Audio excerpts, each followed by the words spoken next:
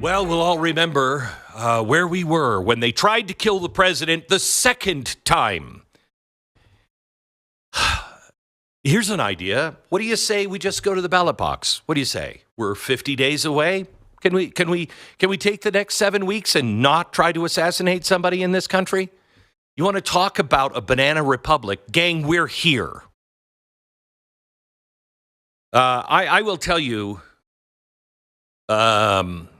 I'm not doing the show today that I had planned because I was meeting with the president on Saturday, and he said something offhanded to me, and I was going in a direction of research on something, and he said, Glenn, I think there is something that is bigger than the economy right now. And he said the economy, we're killing them on the economy. He said they have no place to go on the economy. They have no record on the economy. He said, but what's happening now in our cities and what's happening in Ohio and elsewhere in Denver, he said, I think this is actually a bigger thing than the economy. And he is absolutely right. If you know some of the things that we've been doing research on, Chris Rufo has already done his research on this. This is something that they've known about. Well, I'll get into it, not today. We'll probably get into it maybe a little bit more tomorrow. But today, I've got to talk to you about a would-be assassin. Now, this one seems to be miraculous. You know, God saved, I believe, it was a miracle that Donald Trump turned his head and that bullet missed him and only nicked his ear instead of going right into the center of his head, and all of us having clear, high definition evidence of the president's head exploding live. So I think God saved him from the last one. God may have saved him from this one as well. But this one was a miracle in the darkest of ways as well. First, let me tell you what happened. Early reports said that police recovered an AK-47 from the bushes outside of the golf course where the president was golfing, as well as a GoPro recording device.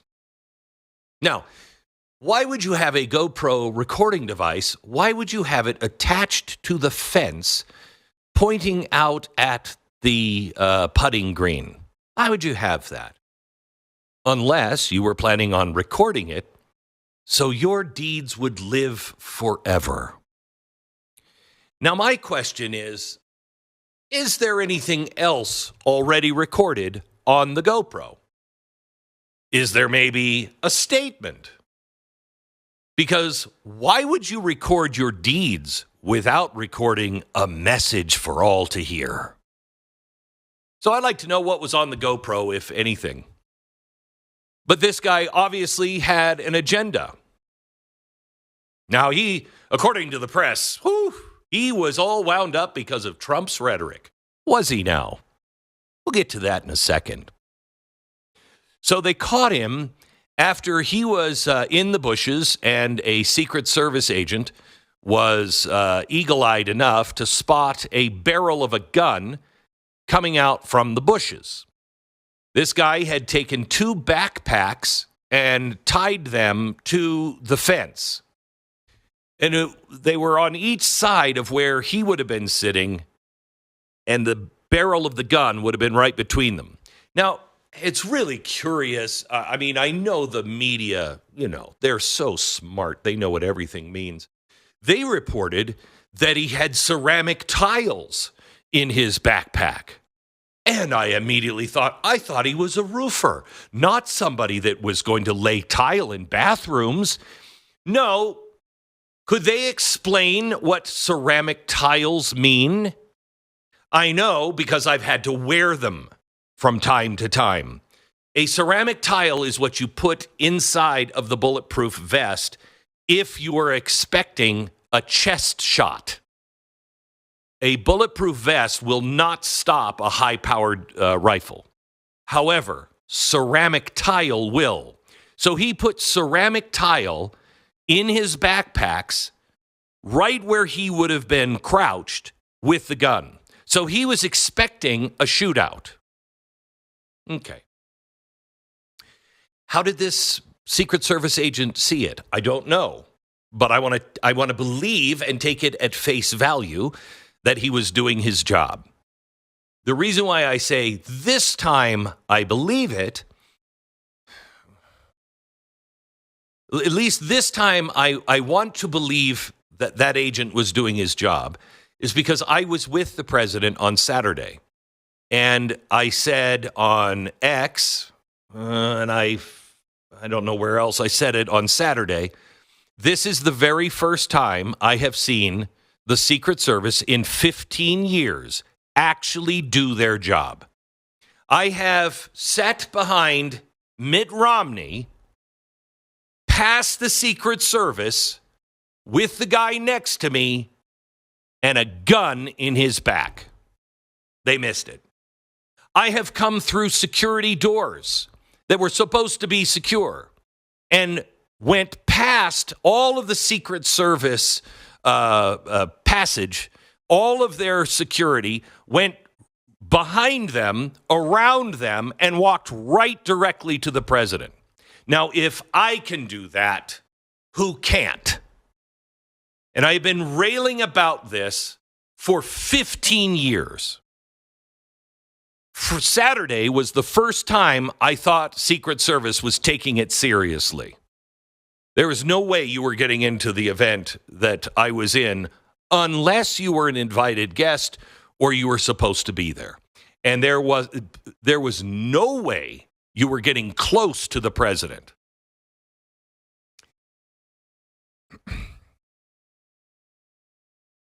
So what happened? Well, I want to believe that the Secret Service was doing their job. They were one or two holes ahead of the president, and he was scoping it out, and he looks and he sees the barrel of a gun coming through the bushes. There's then a shootout. Apparently, they were not shooting. They were shooting at each other. They were not shooting at the president. I don't know because things are still unclear. The reason why we caught him is because somebody saw him run out of the bushes and then get into his car. Somebody with the wherewithal to write down the plate number and be able to remember what the car was. They called police immediately, said, here's the plate number, here's what the car looks like. And because we have new AI all over the freeways, all over all of our roads, it could read license plate numbers, identify the car, and they found him almost immediately, stopped him on the highway, they arrested him. So now what? Well, who is he? Well, the first person, as soon as the name was released, The Guardian was the first place to actually find his son. His son was, I believe, in Florida. And they called him. His name is Oren Routh. They called him. He picked up the phone. He hadn't heard the news. And he was asked for a comment. And he said, this is the first I've heard about it. Was my father shot or injured? He then said his father hates Donald Trump as, quote, every reasonable person does. Okay. All right. He said, I don't like Trump either. Now, this is his immediate response after hearing that his father tried to kill the president. He then says, well, he hates him just like every reasonable person, and I hate him too. Oh, okay. But he said his dad was not a violent person and couldn't believe his father would target the president. He's my dad, and all that he's had is a couple of traffic tickets, as far as I know. That's crazy. I know my dad. I love my dad, and that's nothing like him. Is it? Is it really nothing like him? You know your dad. Okay. Now, he said, I've got to go because I have to get more information, but I don't know anymore because we had a falling out. We've grown apart. Okay, but he's not a violent person. He's a hard worker. He's a great dad. He's a great dude. He's a nice guy who worked his whole effing life. I've never known him to even own a gun or known him to do anything like this. Okay, well, I don't think you know your dad. I don't think you know your dad. Because your dad, the evidence seems to point that it was the same guy with the same name in the same state that barricaded himself into his office with a gun. And that gun, well, the FBI said it was a weapon of mass destruction. It was a fully automatic machine gun. So he went to prison, went to jail. He was convicted of having a weapon of mass destruction. Now, wow, that seems like that should have been a long sentence, but it wasn't. It wasn't. And if you're caught with an automatic weapon and you don't have a stamp for it, a tag for it, well, then you'll go to prison, usually 20 years. I don't know why he didn't go to jail for 20 years, but he didn't. And then he got out. Now, remember, his dad is just a very peaceful person. Then he got out and started to recruit people to go to Ukraine, to fight in Ukraine. Now, this is where it gets really interesting. By the way, after the son did verify that, yep, that is his dad, he made a public statement. He said, I hate this game every 4 years, and I think we all do. And if my father wants to be a martyr to how broken and disassociated the process has become from the real problems and practical solutions, then that's his choice. So, gee, that sounds like you're excusing your dad's actions. I'm not saying that what he's done or what he's about, that's just my own rant about being fed up with all of it for my entire adult life. South Park said it best. Every 4 years, we're forced to choose between a turd sandwich and a giant douche. And it all stays effed in the same ways by different degrees, and we're exhausted and embarrassed by it all. So the ends justify the means is what I'm hearing here. Well, thank you for stopping by, Saul Alinsky. But let me get back to the story of who this guy is, because I have Eric Prince coming up in about half an hour. He's the guy who said to Ron DeSantis, you should take this investigation in-house because I don't think you should just trust the FBI on it. And thank you, Eric. Neither do I.